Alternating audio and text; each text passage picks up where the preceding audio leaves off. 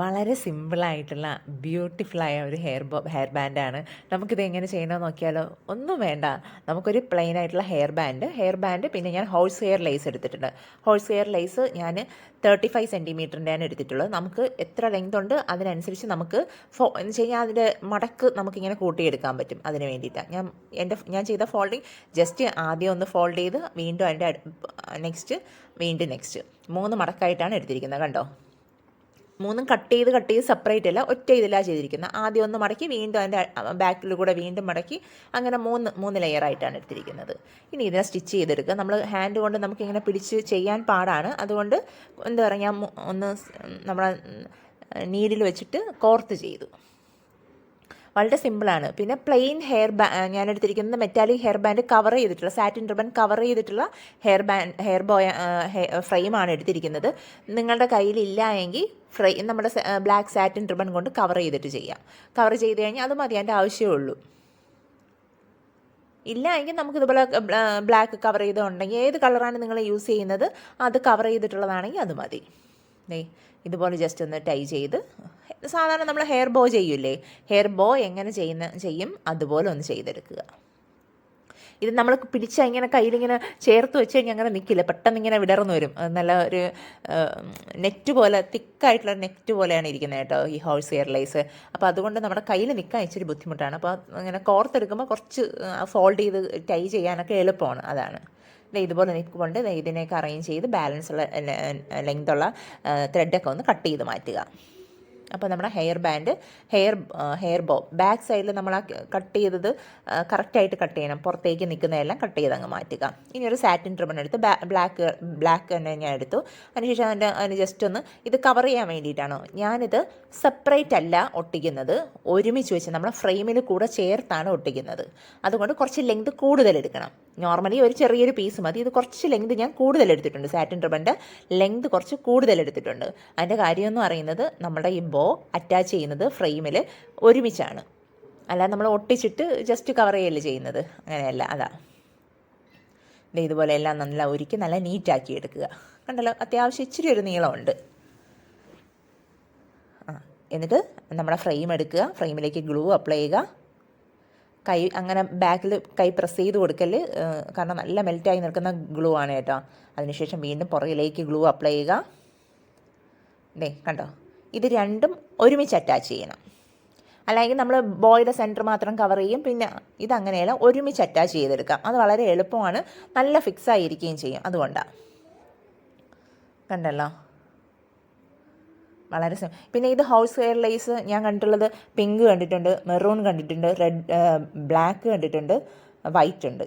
പല ഡിഫറെൻറ്റ് കളറും ഉണ്ട് കേട്ടോ. അപ്പം നിങ്ങൾക്ക് ഇഷ്ടമുള്ളത് ചൂസ് ചെയ്യാം. ബാലൻസ് ഒക്കെ കട്ട് ചെയ്ത് മാറ്റി പുറകിൽ ഗ്ലൂ നന്നായി അപ്ലൈ ചെയ്ത് നിർത്തുക. നമ്മൾ അവിടെ പേസ്റ്റ് ചെയ്യുന്നതിന് മുന്നേ ആ എഡ്ജ് ഒന്ന് ഉരുക്കി കൊടുക്കണം കേട്ടോ, അല്ലെങ്കിൽ അത് വിട്ട് വരാൻ ചാൻസ് ഉണ്ട്. ഇത് അങ്ങ് ചെയ്തു.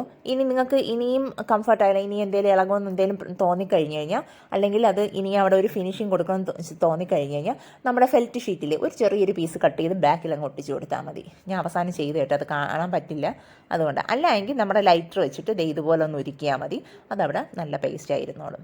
സെൻറ്ററിലേക്ക് കുറച്ച് ഗ്ലൂ അപ്ലൈ ചെയ്തതിന് ശേഷം ഒരു പാച്ചസ്. ഇത് ഞാൻ മുന്നേ ചെയ്യുന്നത് കയ്യിലുണ്ടായിരുന്നതാണ് കേട്ടോ, വാങ്ങിച്ചതല്ല. നമ്മൾ ചെയ്യുമ്പോൾ ഇതുപോലെ ബീഡ്സ് കവർ ചെയ്തെടുക്കുന്നതാണ്. ഇനി 3 ലെയറിലും ഗ്ലൂ അപ്ലൈ ചെയ്യുക. എന്നിട്ട് നമ്മൾ ബീഡ്സ് എന്ത് ചെയ്യുക, അവിടെ വെച്ച് കൊടുക്കുക. ബീഡ്സ് ഞാൻ ഒട്ടിക്കുന്നതാണ്, അല്ലാതെ കോർത്തൊന്നും അല്ല ചെയ്യുന്നത്. ബീഡ്സ് ഇതുപോലെ ഇങ്ങനെ എടുത്ത് വെച്ച് കൊടുക്കുക. ഇനി അങ്ങോട്ട് വളരെ സിമ്പിളാണ് കാര്യങ്ങൾ. എന്താ പറയുക, 3 ലെയറിൽ നമ്മൾ ചെയ്യണം. അത് ഇച്ചിരി സമയം എടുക്കും, അത്ര മാത്രമേ ഉള്ളൂ. പിന്നെ നമ്മുടെ കയ്യിൽ ഈ ഗ്ലൂ ഒക്കെ അപ്ലൈ ഉണ്ടെങ്കിൽ നമ്മൾ തൊടുമ്പോൾ വീണ്ടും അതിങ്ങനെ ഇളകി വരും, അങ്ങനെയൊക്കെയുള്ള പ്രശ്നങ്ങളുണ്ടാകും. അതുപോലെ ശ്രദ്ധിക്കുക. ഇതുപോലെ വെച്ച് കൊടുത്താൽ നല്ല ഒരേ ഓർഡറിലിരിക്കാൻ തക്ക രീതിയിൽ നോക്കുക. കണ്ടോ, ഇനി അടുത്ത ലെയറിൽ ഗ്ലൂ അപ്ലൈ ചെയ്യുക. അങ്ങനെ 3 ലെയറും ചെയ്യണം, അത്രയേ ഉള്ളൂ. ഇനി അങ്ങനെ അല്ലാതെ നിങ്ങൾക്ക് ഒരു ലെയറിൽ ഒരു സൈഡിൽ അങ്ങനെ ആയാലും എങ്ങനെ വേണമെങ്കിലും നിങ്ങൾക്ക് കൊടുക്കാം. അല്ലെങ്കിൽ ഇതിന് 2 ലെയർ കൊടുക്കാം. എത്ര ലെയർ വേണമെങ്കിലും നിങ്ങൾക്ക് നല്ല നീറ്റായിട്ട് ചെയ്തെടുക്കാം. കണ്ടല്ലോ, ഈ ഓർഡർ ഒരേ ഒരു ഓർഡറിൽ ഒരേ ലൈനിൽ ആ ഒരു ഇത് മാത്രം നോക്കിയാൽ മതി.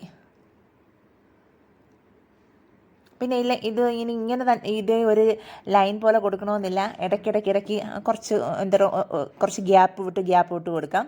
അങ്ങനെയും ചെയ്യാം കേട്ടോ. അപ്പം എല്ലാം നിങ്ങളുടെ ഇഷ്ടമാണ്. വളരെ സിമ്പിളായിട്ട് ഇത് ചെയ്യാൻ വേണ്ടി ഒത്തിരി സമയമൊന്നും എടുത്തില്ല. നിങ്ങൾ കണ്ടല്ലോ എത്ര സമയമാണ് എടുത്തതെന്ന്. വളരെ സിമ്പിളായിട്ട് ചെയ്തതാണ്.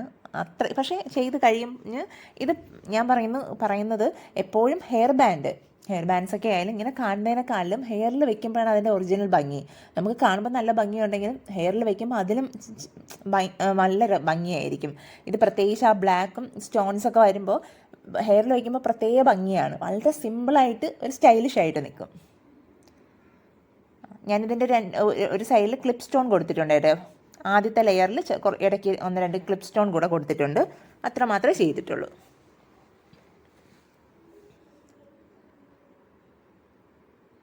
അതിൻ്റെ എഡ്ജിൽ കണ്ടോ, കാരണം ഞാൻ അടുത്ത ലെയറുകളിലൊന്നും കൊടുത്തിട്ടില്ല. നിങ്ങൾക്ക് അങ്ങനെ വേണമെങ്കിൽ അങ്ങനെ കൊടുത്ത് ചെയ്യാം. ഇനി ഇത് ഞാനിപ്പം ചെയ്യുമ്പോൾ ചിലത് അങ്ങോട്ടും ഇങ്ങോട്ടും കയറി ഇറങ്ങിയൊക്കെ നിൽപ്പുണ്ട്. അതിനുശേഷം അവസാനം എല്ലാം വെച്ചിട്ട് ഒന്ന് അറേഞ്ച് ചെയ്ത് കൊടുക്കും കേട്ടോ നമ്മൾ.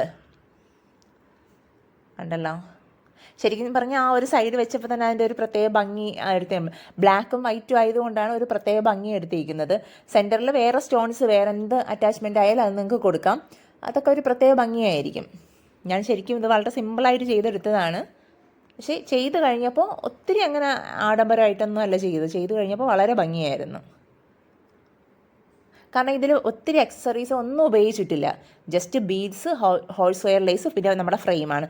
ഫ്രെയിം കവർ ചെയ്തത് ഉപയോഗിച്ചെന്നേ ഉള്ളൂ. അല്ലെങ്കിൽ നമ്മുടെ സാറ്റിൻ റിബൺ വെച്ച് കവർ ചെയ്തെടുക്കുക. അപ്പം നിങ്ങൾക്ക് മനസ്സിലായി കാണും ഇതപ്പോൾ എത്ര പണിയുണ്ടെന്ന്. വളരെ എളുപ്പത്തിൽ ചെയ്ത് കഴിഞ്ഞതാണ് കേട്ടോ. സിമ്പിൾ ആൻഡ് എലഗൻ്റ് എന്ന് പറയാം. ഇനി അടുത്ത ലെയർ അതുപോലെ ഒന്ന് ചെയ്ത് മാത്രം മതി. ഇത് ശരിക്കും ഹെയറിൽ വെച്ച് കഴിഞ്ഞപ്പോൾ ഭയങ്കര രസമായിരുന്നു കേട്ടോ. കണ്ടില്ലേ, ഞാൻ പറഞ്ഞു ഇതുപോലെ ഇങ്ങനെ ഒന്ന് അങ്ങോട്ടും ഇങ്ങോട്ടൊക്കെ നിൽക്കും. അങ്ങനെയുള്ളതൊക്കെ ഒന്ന് നമ്മൾ ചെയ്ത് കുറച്ച് കഴിഞ്ഞിട്ട് അറേഞ്ച് ചെയ്യുക. അല്ലെങ്കിൽ ഒന്ന് ഡ്രൈ ആവാറാകുമ്പോൾ, പൂർണ്ണമായിട്ട് ഡ്രൈ ആവുന്നതിന് മുന്നേ നമ്മൾ അങ്ങോട്ടും ഇങ്ങോട്ടും പിടിച്ചാൽ നിൽക്കും ആ സമയത്ത്. അപ്പോൾ വയ്ക്കുന്നത് നല്ലതാണ്. പിന്നെ ഈ ഹോഴ്സ് വെയർ ലേസിൽ നമ്മൾ ഗ്ലൂ കൊടുത്താലും ചിലപ്പോൾ നമ്മൾ ഒരു സൈഡിൽ വെച്ചിട്ട് അടുത്ത സൈഡ് തിരിക്കുമ്പോൾ ചിലപ്പോൾ ഇളകി വരാൻ ചാൻസ് ഉണ്ട് കേട്ടോ. അത് കാരണം ഈ ഗ്ലൂ അതിൽ നല്ല ഇത് പേസ്റ്റ് ആവാത്തത് കൊണ്ടാണ്. പക്ഷെ അത് കുറച്ച് സമയം കഴിഞ്ഞിട്ട്, അല്ലെങ്കിൽ ഒരു സൈഡ് നല്ല ഡ്രൈ ആയി കഴിഞ്ഞിട്ട് അടുത്ത സൈഡ് ചെയ്താലും മതിയാവും. ഉണ്ടോ, അപ്പോൾ ഏകദേശം അങ്ങ് ചെയ്ത് കഴിഞ്ഞു. വളരെ സിമ്പിളായിട്ട് നല്ല രസമായിട്ട് കാണുന്നതാണ് കേട്ടോ. കണ്ടില്ലേ അതിൻ്റെ ഒരു പ്രത്യേക ഒരു ഭംഗി. സെൻറ്ററിൽ നിങ്ങൾക്ക് വേറെ എന്തെങ്കിലും ആണെങ്കിൽ ഒന്ന് കൊടുക്കാം. ഞാൻ കൊടുത്ത അറ്റാച്ച്മെൻറ്റ് ഇതായിരുന്നു, പാച്ചസ് ഇതായിരുന്നു കേട്ടോ. അപ്പോൾ വളരെ സിമ്പിളായിട്ട് വളരെ ബ്യൂട്ടിഫുള്ളായിട്ട് ചെയ്തതാണ്. നിങ്ങളെല്ലാവരും ചെയ്യാൻ ശ്രമിക്കണം. പുതിയൊരു വീഡിയോ ആയിട്ട് കാണുന്നവരെ എല്ലാവർക്കും ബൈ.